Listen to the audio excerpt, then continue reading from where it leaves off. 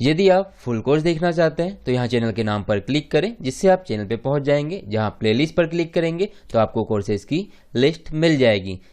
Hello friends, आइए हम देखते हैं कि लघुत्तम समापवर्तक या एलसीएम कैसे ज्ञात करते हैं। हम यहाँ देखेंगे लघुत्तम समापवर्तक ज्ञात करने की गुणनखंड विधि, प्राइम फैक्टराइजेशन मेथड। तो इसमें आपको जो चीज़ जानने की है इस गुणनखंड विधि में या लघुत्तम ज्ञात करने की, कि जो भी संख्या से आप भाग देते हैं वो अभाज्य संख्या ही होती है। तो गुणनखंड विधि में आपको जो संख्याओं को भाग देना है वो केवल अभाज्य संख्याओं से ही भाग देना है। तो अभाज्य संख्याएं वे होती है जैसे 2, 3, 5, 7, 11, 13, 17, 19, 23 और भी आगे। तो सीधे से आपको याद रखने के तरीका ये है कि अभाज्य संख्याएं वे संख्याएं होती है जो केवल खुद के ही पहाड़े में आती है, दूसरी संख्या के पहाड़े में नहीं आती है, उसके छोटी संख्याओं के। जैसे 7, तो 7 7 के ही पहाड़े में आएगा, उससे छोटे किसी नंबर के पहाड़े में आता है 7 नहीं आता है। जैसे 13 13 के पहाड़े में आएगा, 13 कम 13, और 13 किसी दूसरे नंबर के पहाड़े में आता है क्या? नहीं। तो 13 किसी छोटे नंबर के पहाड़े में नहीं आता है, मतलब 13 अभाज्य संख्या है। वैसे 17, 19।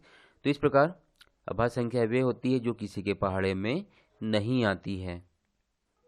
तो आइए देखें संख्याओं का लघुत्तम कैसे निकालते हैं गुणनखंड विधि से। तो हम देखते हैं यहाँ पे 8 और 12 का लघुत्तम। तो सबसे पहले हम ऐसी लाइन खींच लेते हैं और फिर लिख देते हैं 8 और 12, संख्या को 2 2 लिखते हैं। अब 8 और 12 तो अभाज्य संख्याओं से भाग देना है, तो अभाज्य संख्या है 2 से भाग चले जाएगा। 4 से भी भाग जा रहा है पर 4 से नहीं देंगे क्योंकि 4 अभाज्य संख्या नहीं है, तो यहाँ 2 से हम भाग देंगे। तो 2 का भाग देंगे 8 में तो 4 बार गया, और 12 में 2 का भाग देंगे तो 6 बार। फिर 2 का भाग जा रहा है, तो ऐसे जब तक भाग देते जाते हैं जब तक भाग 1 नहीं आ जाता आखिरी में। फिर 4 में 2 का भाग देंगे तो 2 गया, भागफल नीचे यहाँ लिखते हैं हम। और फिर 6 में 2 का भाग दिया तो 3। अब 2 में 2 का भाग जा रहा है पर 3 में नहीं जा रहा है तो भी देंगे। यहाँ ध्यान देंगे कि 2 में 2 का भाग जा रहा है, इसलिए 2 से हम भाग दे रहे हैं, तो 2 एकम 2। और 3 में भाग नहीं गया तो जैसे कि वैसा, मतलब जब भाग नहीं जाता है दूसरी संख्या में तो उस संख्या को हम जैसे का वैसा ही लिखते हैं। अब एक संख्या तो 1 बन गई, अब दूसरी संख्या इसको भी हमें 1 बनाना है, तो इसमें 3 में 3 का भाग देंगे तो 1 हो जाएगी, तो 1 का 1 और 3 एकम 3। तो इस प्रकार हमने भाग दे दिया। अब एलसीएम कैसे लिखना है?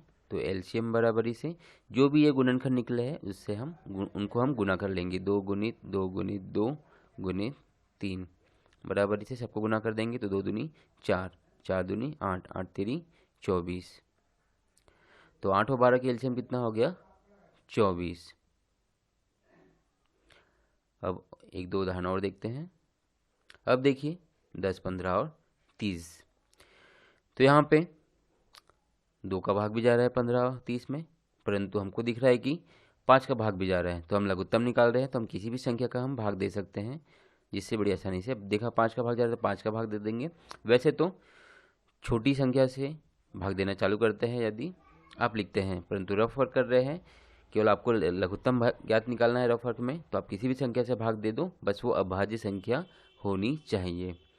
तो हम 5 से भाग देंगे, तो 5 का भाग 10 में दिया 2, 5 का भाग 15 में दिया 3, 5 का भाग 30 में दिया 5 छंग 30। अब 2 का भाग जा रहा है तो 2 का भाग दे देंगे, 2 एकम 2, 3 का 3, 2 तिया 6। अब 3 का भाग दे देंगे तो 1 का 1, 3 एकम 3, और 3 में 3 का भाग देंगे 3 एकम 3। तो पूरी संख्या 1 1 हो गई। अब एलसीएम क्या हो जाएगा? 10, 15 और 30 का लघुत्तम समापवर्त या एलसीएम। गुणनखंड क्या मिले? 5, 2, 3। तो तीनों गुना में लिखेंगे 5, 2, 3। तो 5 दूनी 10, 10 तिया 30। तो लघुत्तम आ गया हमारा 30। तो जो लघुत्तम है वो सबसे बड़ी संख्या है, इसी की संख्या आ गई। तो लघुत्तम के बारे में एक चीज़ और याद रखें कि जो लघुत्तम होता है वो जिन संख्याओं का हम लघुत्तम निकाल रहे हैं उसके पहाड़े में आता है। जैसे 10 के पहाड़े में 30 आता है, 10 तिया 30, 15 के पहाड़े में 30 आता है, 15 दूनी 30 और 30 एकम 30। तो जो लघुत्तम होता है वो तीनों संख्याओं के पहाड़े में आता है। अब एक दूसरी संख्या का और देखते हैं, 7 और 11। तो 7 और 11 जहाँ तक अभाज्य संख्या है तो 7 का भाग देते हैं, पहले 7 एकम 7, फिर 11 का 11, 11 में 7 का भाग नहीं आता तो 11 जैसे का वैसा, फिर 11 का भाग दे देंगे क्योंकि 11 अभाज्य संख्या है तो 1 का 1, 11 एकम 11, दोनों के नीचे अब 1 1 आ गया। तो अब इनका एलसीएम क्या हो जाएगा, 7 गुणित 11, तो 11 7 77। तो 7 और 11 कैसी संख्या थी, अभाज्य संख्याएं थी, इसलिए उसका लघुत्तम उनका गुणन आ गया। तो याद रखें कि जो अभाज्य संख्या होती है उसका लघुत्तम उनका गुणनफल ही होता है, निकालने की जरूरत नहीं है।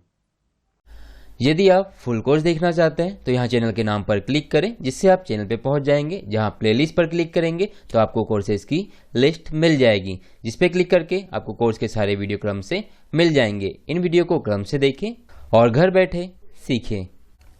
यदि आप इसी प्रकार की वीडियो देखना चाहते हैं तो यहाँ क्लिक करके चैनल को सब्सक्राइब करें, बनने वाली बेल बटन को क्लिक करें, ऑल पर क्लिक करें, जिससे आपको आने वाले नए वीडियो नोटिफिकेशन के साथ मिलते रहेंगे और आप सीखते रहेंगे।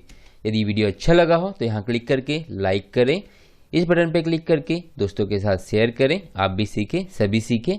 Thank you for watching.